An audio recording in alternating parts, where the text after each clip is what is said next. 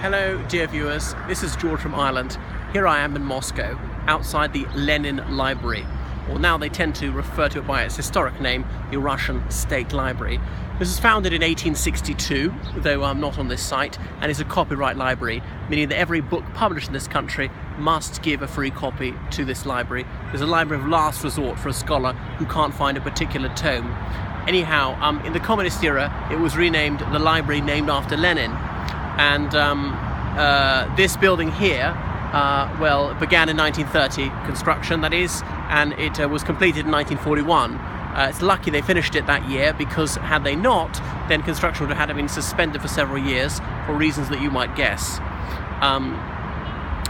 What else? It's a very futuristic style for the 1930s, and that was really the Soviet way. It was very avant-garde and experimental in the 30s.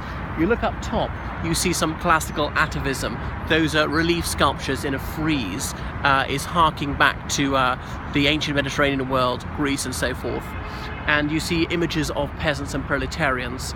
Perhaps the message is that the working class now have access to erudition, which had previously been denied them under the Ancien Regime, because the Soviets made great strides in literacy. At the time of the October Revolution, only about 20% of people here were literate, but within about 3 decades that had been virtually abolished. Almost every single person could read and write Masha ate the kasha and all that.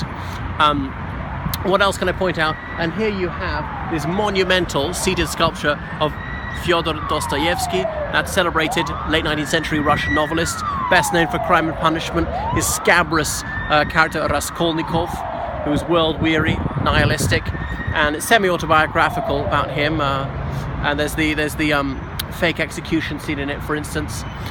What else can I point out? This is very significant for me because I'm fascinated by the Cambridge Five, and Guy Burgess, the British diplomat who was passing information to the Soviets, he fled to this country in 1951, and people called him missing. He disappeared, so far as the British knew, for a few years, until his presence was announced by the Soviet government.